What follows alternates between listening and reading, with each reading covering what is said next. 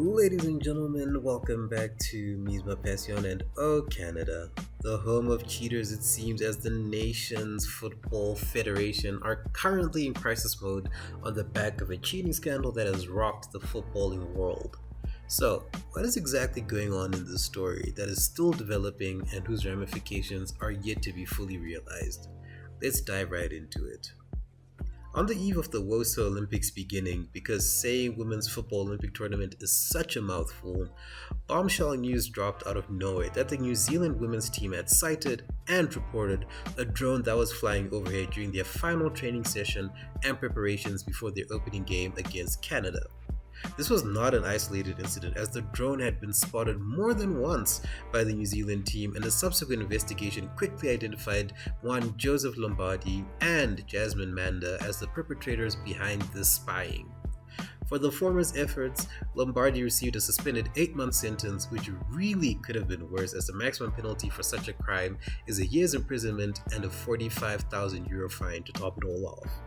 No punitive action has been taken against Manda as far as I am aware, but both culprits have been sent home by the Canada Olympic Council. And in the meantime, the council has set up an investigation into the alleged accusations against their two officials, which adds to the investigations that have been opened up already by both FIFA and the IOC, aka the International Olympic Council.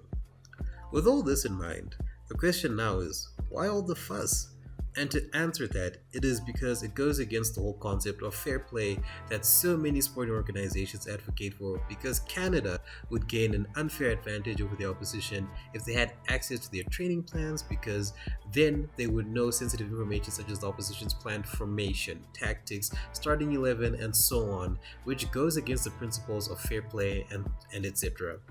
And now you must be asking, but why New Zealand of all teams? And yes, New Zealand are hardly the toughest opposition that Canada have ever come against, but on one hand, for the organizations involved, it is about setting a standard and letting teams know that no one is above the law, otherwise it would become the Wild West. And on the other hand, it is emerging that this is not an isolated incident.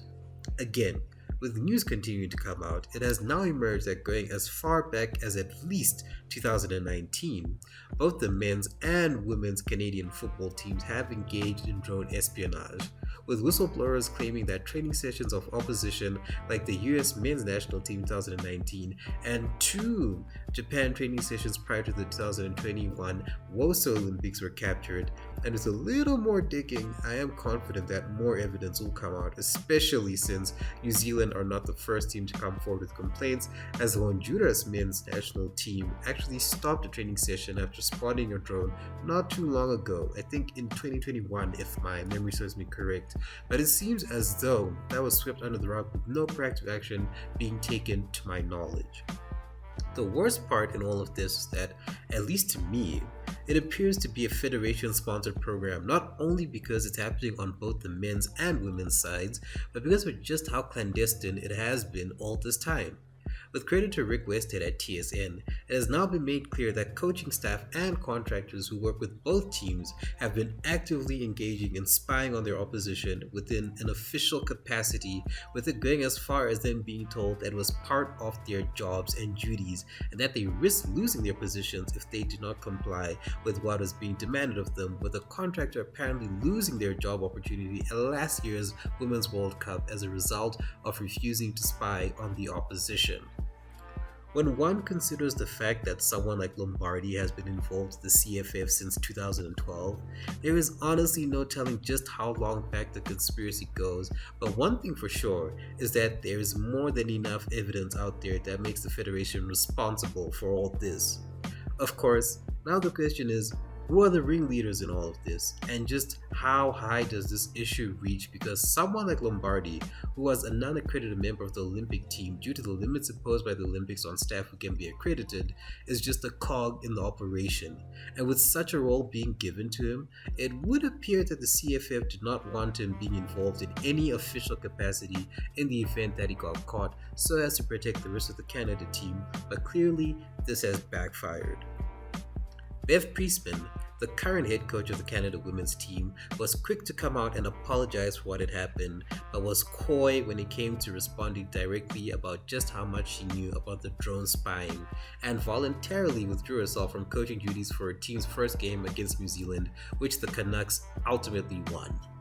Now, I'm not sure about you, but to me, that's a lot of flag talk coming from Priestman, because it's one thing to try and take one for the team, but in a situation like this, surely the best way to prove your innocence is to be there, leading your team from the front, because at least to me, her withdrawing from the squad only further raises suspicions of just how much she was in the know with all this, because ultimately, she and her men's team counterparts in John Herdman, Mauro Biello, and maybe even new coach Jesse Marsh will have benefited from the footage and images obtained by their spies in the staff room. Obviously, for now, it is innocent until proven guilty, but it is not looking good for Priestman, who has now been sent home and will be facing a turbulent time in the coming days and weeks. In all this turmoil that has occurred over the last few days, the players representing Canada at the Olympics have been left in the dark as they are now embroiled in the scandal by proxy. It is highly unlikely that any of them will have been aware that any of this was going on, especially since naturally, players trust their coaches and would not anticipate them to stoop this low regardless of the stakes on the line.